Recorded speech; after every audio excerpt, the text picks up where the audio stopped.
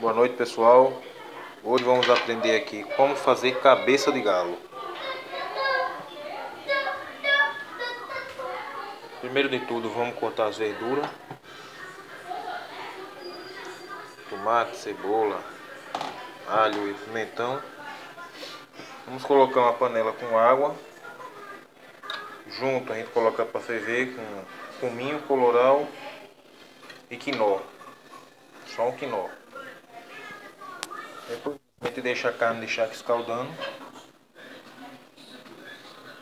Assim que escaldar a carne de charque, a gente coloca na panela, na frigideira, para assar o alho, a cebola, junto com a carne de charque.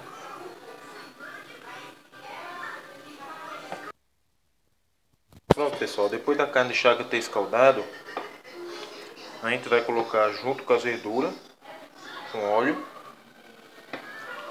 para assar a carne de charque.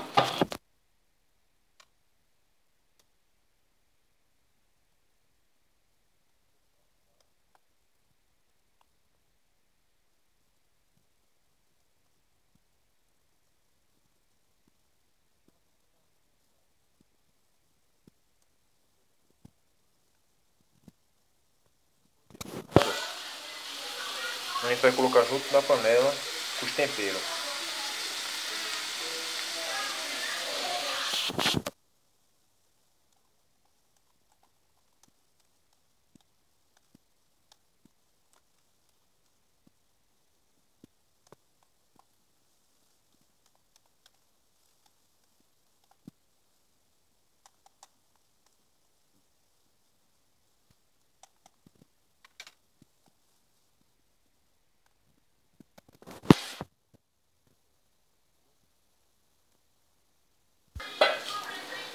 Pronto, pessoal.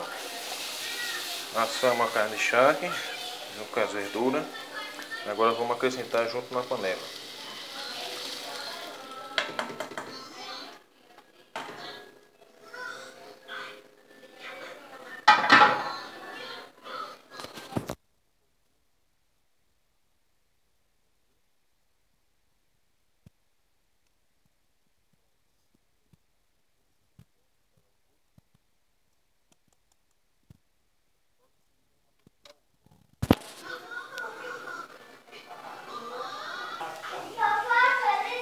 Pronto, aqui foi acrescentado os ovos.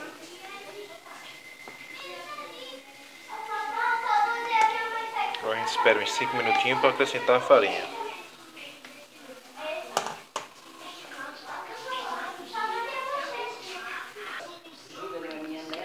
Pronto, colocamos farinha.